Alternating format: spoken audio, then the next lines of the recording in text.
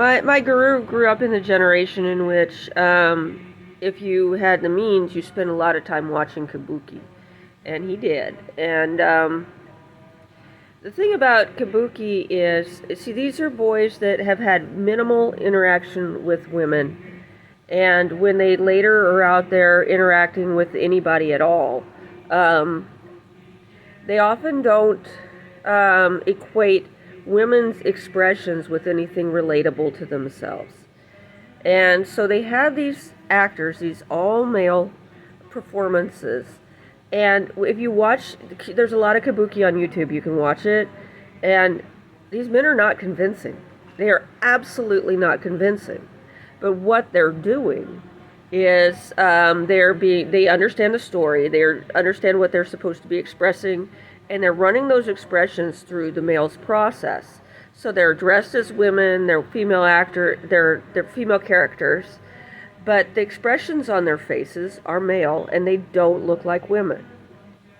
And if a man was in this situation, the emotion that he is having, what is this emotion? And then they tell the story all around you, and it gets to different parts of the brain. So when you're in this situation and you're looking at this strange creature with a strange look on her face, you're remembering this Kabuki performance that is similar to the circumstances that you're in. And that gives you some basis to understand the relationship between what's happened in the look on her face and what might happen next. Because what she's telegraphing or not telegraphing is entirely different from what you're used to. And if you've had the means to grow up in the Kabuki theater seats, you have a lot of responsibility that relates to a lot of other people's responsibility, and a whole lot of hardship for a whole lot of people if you screw things up. So they put a lot of effort into that. But then, in this movie, Izzo, he goes around and he just kills everything. But so he has there's this thing where he's with a woman, and then how he's having the conversation with the woman, but she's turned into a Kabuki actor.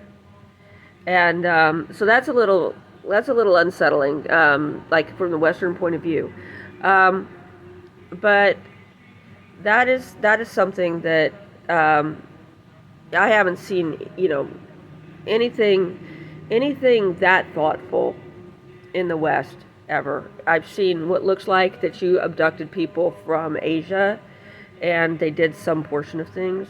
But you also understand that if we had our children here, you would raise them as autistics.